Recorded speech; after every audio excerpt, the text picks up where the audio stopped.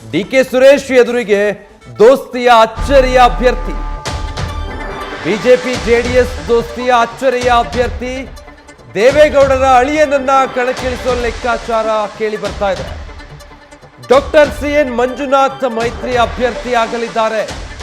ಅದರಲ್ಲೂ ಕೂಡ ಜೆಡಿಎಸ್ ನಿಂದ ಸ್ಪರ್ಧೆ ಮಾಡ್ತಾರ ಹಾಗಿದ್ರೆ ಅಂದ್ರೆ ಇಲ್ಲ, ಜೆಡಿಎಸ್ ಬದಲಿಗೆ ಬಿಜೆಪಿಯಿಂದ ಅಭ್ಯರ್ಥಿಯಾಗಿ ಸ್ಪರ್ಧೆ ಮಾಡೋದಕ್ಕೆ ಪ್ಲಾನ್ ನಡೆದಿದೆ ಅಂತ ಹೇಳಲಾಗ್ತಾ ಇದೆ.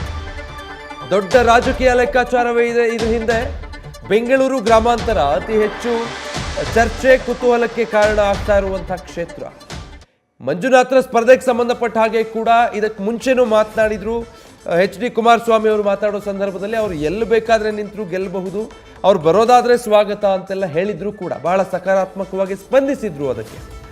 ಈಗ ಆಗ್ತಾ ಇರುವಂಥ ಮಾತುಕತೆಗಳ ಪ್ರಕಾರ ಬೆಂಗಳೂರು ಗ್ರಾಮಾಂತರ ಕ್ಷೇತ್ರದಿಂದ ಮೈತ್ರಿ ಅಭ್ಯರ್ಥಿಯಾಗಿ ಮಂಜುನಾಥ್ರನ್ನ ಕಣಕ್ಕಿಳಿಸೋದಕ್ಕೆ ಈಗ ಯೋಚನೆಗಳು ನಡೆದಿದೆ.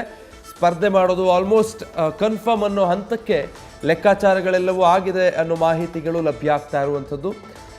ಒಂದು ಪ್ರಬಲ ಅಭ್ಯರ್ಥಿ ಬೇಕಾಗಿತ್ತು ಡಿಕೆ ಸುರೇಶ್ರನ್ನ ಎದುರು ಹಾಕಿಕೊಳ್ಳೋದಕ್ಕೆ.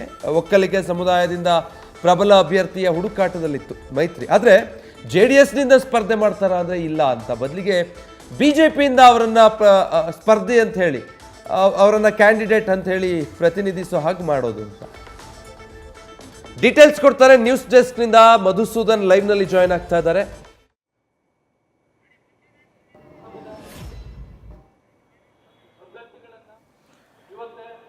ಮಾಡಿದ್ದಾರೆ ಈ ಸಭೆಯಲ್ಲಿ ನಮ್ಮ ಎಲ್ಲರ ನ್ಯೂಸ್ ಫಸ್ಟ್ ನಿರ್ಭೀತಿಯಿಂದ ನಿಮ್ಮ ಪರವಾಗಿ.